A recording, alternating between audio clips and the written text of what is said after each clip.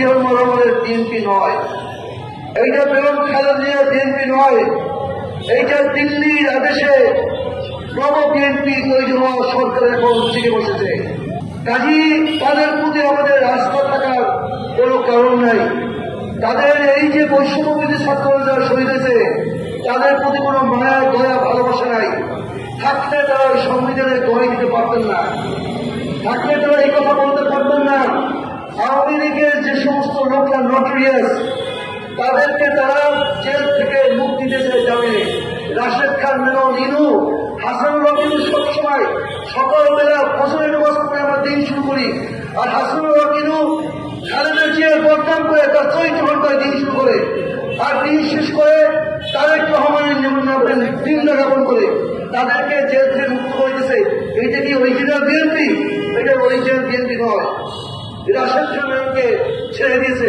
কাকে ছেড়ে দিয়েছে? যিনি 2008 সালে ক্ষমতায় এসে আপনার কেয়ারটেকার সরকারকে আপনার সংবিধান থেকে তুলে দিয়েছেন সেই খায়রুল হক, যার ফাঁসি হওয়া উচিত।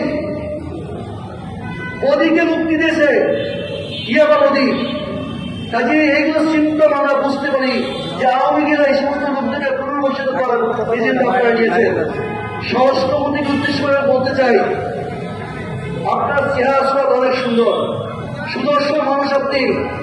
আপনি সংসদে ভিড়ে হয়ে যান, আপনি এফডিসিতে যান, আপনি নায়কের অভিনয় করেন, আপনার মুভি খুব ভালো চলবে। আপনার চেয়ে বড় ভিলেন কিন্তু বাংলাদেশ থেকে বিদায় নিয়েছে শেখ হাসিনা, তার মতো ভিলেন আপনি কখনো হতে পারবেন না। অতএব আপনার যেন সংবিধানের ভয় দিয়ে যে সমস্ত কথা বলছেন এইগুলো মানুষের অন্তরের কথা নয়।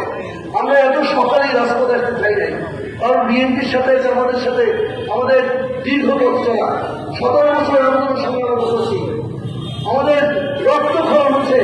এখানে দাঁড়িয়ে আমরা কথাটা বলতে চাই নাই।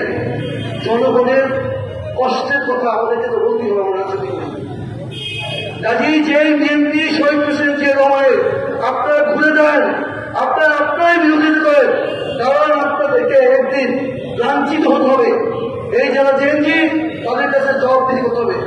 অতএব আসুন, আমরা যারা বাংলাদেশের পক্ষে কথা বলছি, খেটে খাওয়া মানুষের পক্ষে কথা বলছি, যারা নির্যাতিত নিপীড়িত মজদুর মানুষের পক্ষে কথা বলছি, তারা এই সংসদে যে অত্যাচার অনাচার ও মিথ্যা কথা বলছে সেই মিথ্যার বিরুদ্ধে আমরা দাঁড়াই। আমরা এই সনদের পক্ষে কথা বলি। সনদ বাস্তবায়ন না হলে কি হবে? তাদের এই মেল ডিসিশন, অর্থাৎ তাদের তোমার 20 বছর 25 বছর প্রধানমন্ত্রী থাকতে হবে, সেইটা তো হবে না, এটা হতে দেওয়া যাবে না। এটা মানুষ জুলাইয়ে প্রমাণ করছে আমাদের বাংলাদেশের ক্ষমতা সাধারণ সাথে